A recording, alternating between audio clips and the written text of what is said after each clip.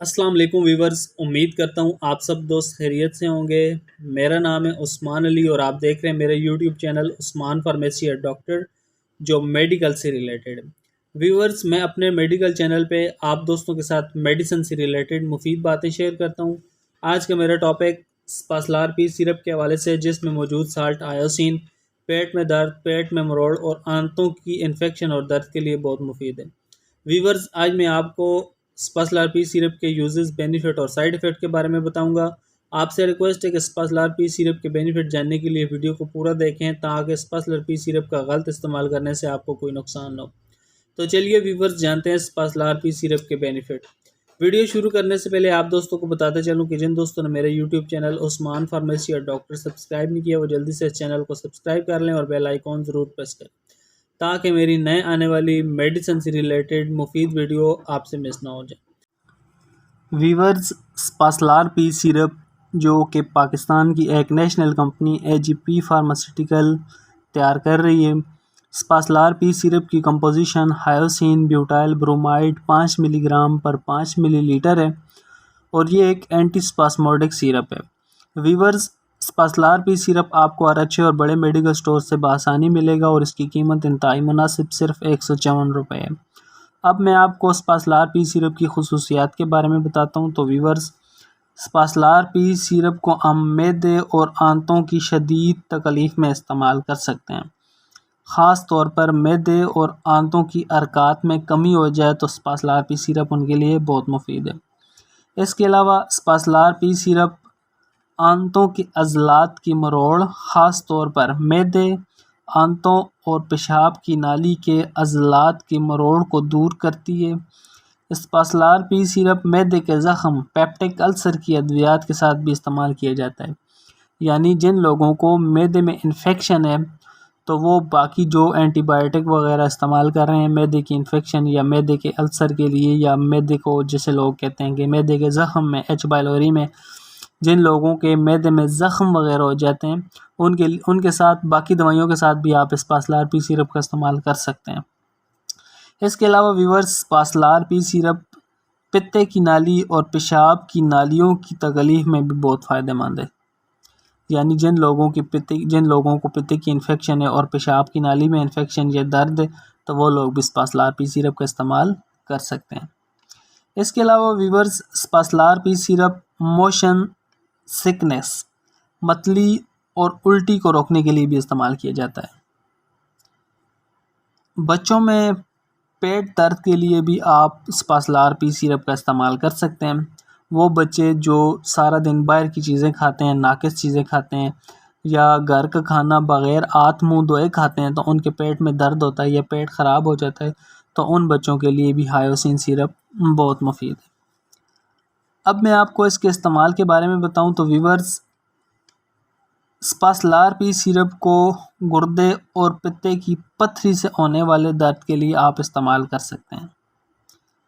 गुर्दे और पित्ते की पथरी की वजह से जिन लोगों को दर्द होता है, वो स्पासलार पी सिरप का इस्तेमाल कर सकते हैं। पित्ते की नाली, पेशाब की नालियों या मैदे की आंतों में खिंचाव की वजह से शदीद दर्द हो, तो उनके लिए भी स्पासलार पी सिरप बहुत मुफीद है। लबलबे की सोजिश हो, पेट में नामालूम वजह से शदीद दर्द हो, या ख़वातीन के निज़ाम तौलीद में खिंचाव की वजह से शदीद दर्द हो, तो उनके लिए भी स्पासलार पी सिरप बहुत मुफीद है। वीवर्स, वो लोग स्पासलार पी सिरप का इस्तेमाल नहीं कर सकते जो अल्कोहल का इस्तेमाल करते हैं। इसके अलावा वो मरीज़ जिनकी प्रोस्टेट हैं, यानी गदूदें बढ़ी हुई हैं, तो वो लोग भी स्पासलार पी सिरप का इस्तेमाल नहीं कर सकते, क्योंकि इसकी वजह से पेशाब में रुकावट के इम्कान बढ़ जाते हैं। जल्दी अमराज में भी इसका इस्तेमाल ममनू है। वो लोग जिनके हाथ और पाँव किसी वजह से ख़राब हैं, या उन पे दाने वगैरह निकले हुए हैं, या फोड़े वगैरह हैं, तो वो लोग भी स्पासलार पी सिरप का इस्तेमाल नहीं कर सकते। स्पासलार पी सिरप उन पेशेंट्स को भी नहीं दिया जाता जिनका कालम होती है क्लोज्ड एंगल या नैरो एंगल हो, तो वो भी स्पासलार पी सिरप का इस्तेमाल नहीं कर सकते। क्या वो लोग जिन्हें स्पासलार पी में मौजूद साल्ट हायोसिन ब्यूटाइल ब्रोमाइड से जिन लोगों को हसासियत हो, वो लोग भी स्पासलार पी सिरप का इस्तेमाल नहीं कर सकते। व्यूअर्स, इसके मुज़र असरात ये हैं कि स्पासलार पी के इस्तेमाल से मरीज़ का मुंह खुश्क हो सकता है। इसके अलावा प्यास लग सकती है, सांस की नाली का खुश्क हो जाना, आँखों की पुतलियों का फैलना, इसके अलावा आँखों में रोशनी का तेज़ लगना, जल्द की खुश्की, दिल की धड़कन का तेज़ या गुम हो जाना, घबराहट होना, पेशाब करने में तकलीफ़ होना, कब्ज़ की शिकायत होना, ये इसके मुज़र असरात हैं। और किसी एक आध मरीज़ को चक्कर भी आ सकते हैं या दिल ख़राब हो सकता है। इसके अलावा व्यूअर्स, वो लोग स्पासलार पी से एहतियात करें जिनकी दिल की धड़कन तेज़ होती है या दिल के ऑपरेशन की वजह से दिल की कमज़ोरी है, तो उस सूरत में भी आप स्पासलार पी सिरप का इस्तेमाल नहीं कर सकते। दिल के दौरे की सूरत में स्पासलार पी के इस्तेमाल के बाद खून में रुकावट के बढ़ने के इम्कान ज़्यादा हो जाते हैं। बुलंद फशार खून के मरीज़ों में भी आप स्पासलार पी सिरप का इस्तेमाल एहतियात से करें। इसके अलावा वो मरीज़ जिनके गुर्दे और जिगर के अमराज मौजूद हैं, उनमें भी एहतियात लाजमी है। व्यूअर्स, मैं आपको स्पासलार पी सिरप के फुल इंफॉर्मेशन दे रहा हूँ। आपसे रिक्वेस्ट है कि इसको एहतियात से सुनें और एहतियात से इस्तेमाल करें। व्यूअर्स, बच्चों में ज़्यादा तेज़ बुखार की सूरत में भी आप स्पासलार पी सिरप का इस्तेमाल नहीं कर सकते।